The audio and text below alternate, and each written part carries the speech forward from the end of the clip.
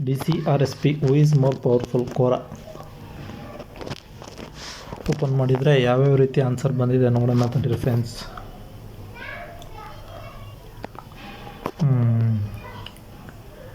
Amandeep Jakku IPS 2014 West Bengal cadre ಟಿಕ್ಕಿ ಅವ್ರು ಏನಂತ ಆನ್ಸರ್ ಮಾಡಿದ್ದಾರೆ ಅಂದರೆ, in a normal district it is the DM who has more powers because he is the head of the different department in district, differing from 50 to 100 in different states. One of such department is law and order too. So police works under the overall supervision of the DM in normal district. But in the case of commissionerate, the commissioner is given magistratal power. So the commissioner is sort of independent from the DM. Think about this. We hear about DM of a district, but we always hear about only the commissioner of Delhi or Mumbai. So in such commissionerates, the commissioner is powerful because police or law and order is a very important department of the district. Take that out from the district magistrate or collector, and the other department are tiny. ಈ ಮನ್ವೇಂದ್ರ ಗೋವಿಂದ್ ಅನ್ನೋ lawyer ಏನಂತ ಹೇಳಿದ್ದಾರೆ ಅಂದರೆ, that's how division of power works in India. District magistrate is head of the administration, but commissioner also look after the financial administration. Without approval of commissioner, even DM cannot decide the local bills and budgets. They both are controlling over administrative powers, but on different scale. Somehow at the time of execution, like police affairs, commissioner is dominant over DM. So basically they both are IAS officers, but none of them is actually being dominated, as our federal system made it very properly.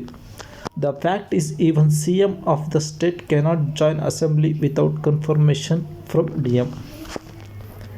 As far as police commissioner is concerned, the more power is vested in administration, as they have the power to execute the ordinances made on the administrative value. Here administration is also embedded in the police authority, which can be intervened by district collector as he authorized to do so. But police commissioner cannot do the same. Sorry for my confusion. So I had to edit my answer, which now grants more clear views. Thank you. BCA from Indian Institute of Management Commerce, Hyderabad. ಇವರಿಗೆ ಯಾವ such not idea answered Maharashtra India. Suhas lives in Mumbai ಅಂತೆ. BE physics, chemistry, maths, computer science.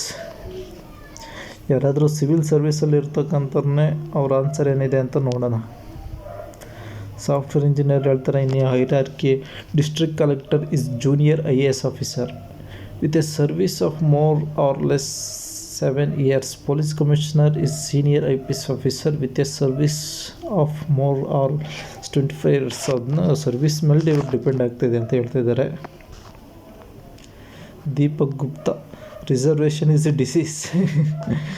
ಏನು ಮಾಡೋಕ್ಕಾಗಲ್ಲ, ಅವ್ರವ್ರ ಅಭಿಪ್ರಾಯ, ಎಲ್ಲದಕ್ಕೂ ಬೆಲೆ ಇದೆ ಭಾರತದಲ್ಲಿ.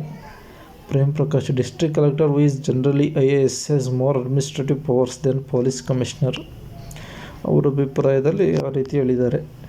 Atul Joshi, collector is ex officer district magistrate also.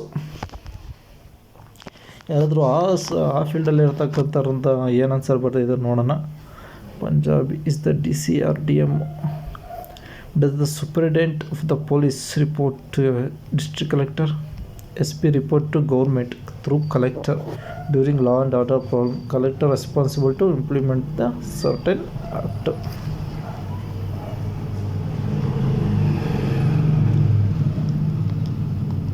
ಇನ್ನು ಲಾಯರು ಮನ್ವೇಂದ್ರ ಗೋವಿಂದ್ ಇದೆಲ್ಲ ಆಯ್ತಲ್ಲ. Prem Prakash, Atul Joshi, living in Bengaluru, computer science engineer. ಅವರು ಯಾರು ಕಂಪ್ಯೂಟರ್ ಸೈನ್ಸ್ ಇಂಜಿನಿಯರ್ ಆದರೂ ಈ ವಿಷಯದ ಬಗ್ಗೆ ಅಭಿಪ್ರಾಯ ತಿಳಿಸೋಕ್ಕೇನಿಲ್ಲ, ಎಲ್ಲರಿಗೂ ವಾಕ್ ಸ್ವಾತಂತ್ರ್ಯ ಇದೆ. who is higher in level IPS DGP of police or AG. ನೋಡ್ರಿ ಕಾಮನ್ ಮ್ಯಾನ್ ಯಾವ ರೀತಿ ಇದಕ್ಕೆ ಥಿಂಕ್ ಮಾಡ್ತಾರೆ ಅಂದರೆ unemployed Naveen Rakki an unemployment ಈ ವಿಷಯದ ಬಗ್ಗೆ ಏನು ಹೇಳ್ತಾರೆ ಅಂದರೆ yes he can do for courtesy not compulsory because one subordinate salute to his senior officer. Subordinate ಇನ್ನೊಬ್ರಿಗೆ ಸಲ್ಯೂಟ್ ಮಾಡಬೇಕು.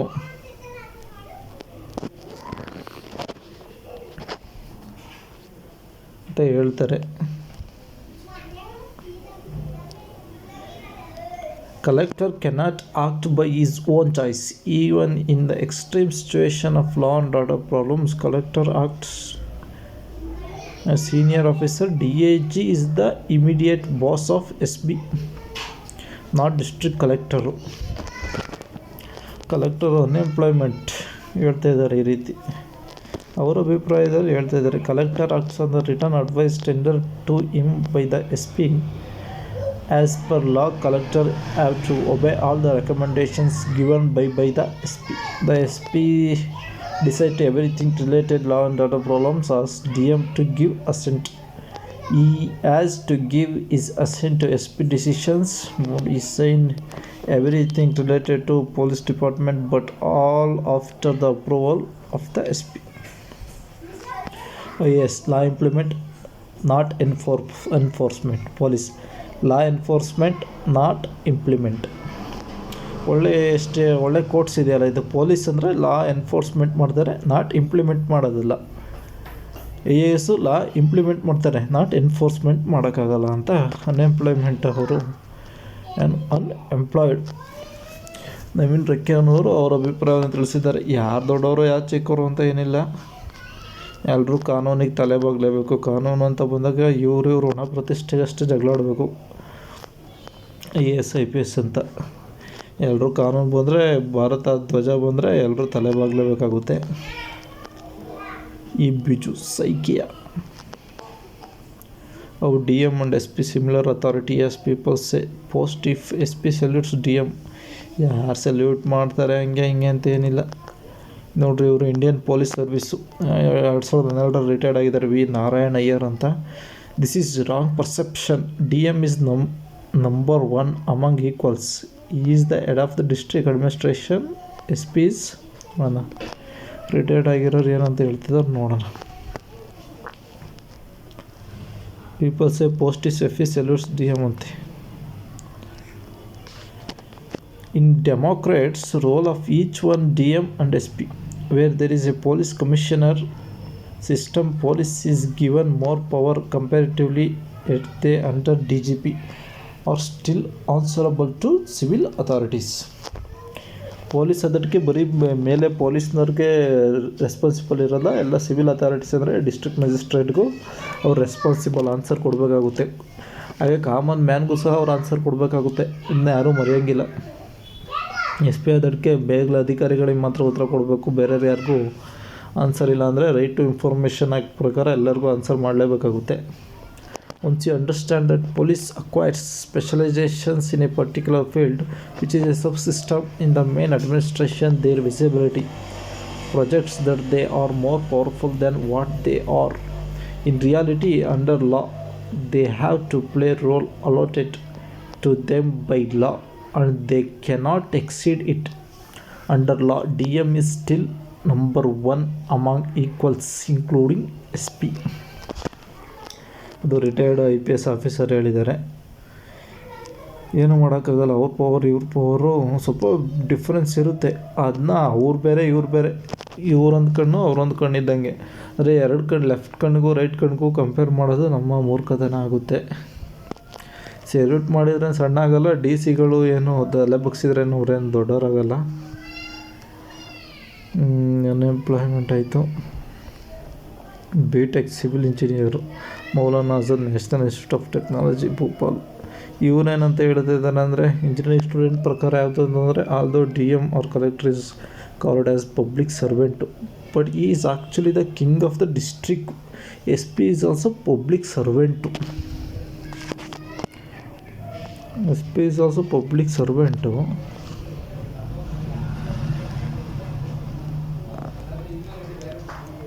But you can assume him ಸೇನಾಪತಿ ಆಫ್ ದ ಡಿಸ್ಟ್ರಿಕ್ ಅಂತ. ಅವರು ಕಿಂಗ್ ಆಫ್ ಇವರು ಸೇನಾಪತಿ.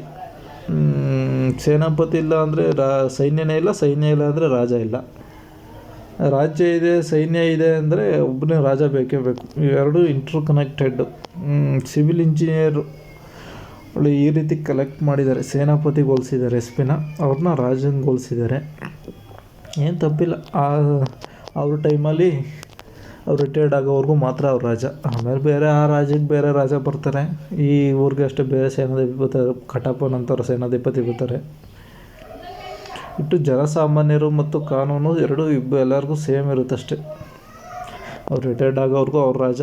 ಅವರು ರಾಜಂಗೆ ಹೋಲಿಸಿದ್ದೀರ. ಅವರು ರಾಜ ಅಂದರೆ ದುರಾಡಳಿತ ಮಾಡೋ ರಾಜರುಗಳು ಇರ್ತಾರೆ, ಸರ್ವಾಧಿಕಾರಿ ನಡೆ ಹೊಂದಿರ್ತಕ್ಕಂಥವ್ರು. ಅಂಥವ್ರನ್ನ ಬಗ್ಬಡಿಯೋದೇ ಈ ಸಾವು ಅನ್ನೋದು ಬಗ್ಬಡಿಯುತ್ತೆ ಅವ್ರನ್ನ. ಇದೇನು ಭರತ್ ಮಾತಾ ಸಂತಾನಂತೆ, genuine and bonafide. Kishore Upadhyay ಅಂತೆ. S Tomar, former retired additional director general at border security force. ಇವರು ಯಾವ ರೀತಿ ಹೇಳಿದ್ದಾರೆ ಅಂದರೆ ಎಸ್ ತೋಮಾರ್ ಅನ್ನೋರು, DM is in charge if the district and SP of the district is subordinate of his DM as vast powers.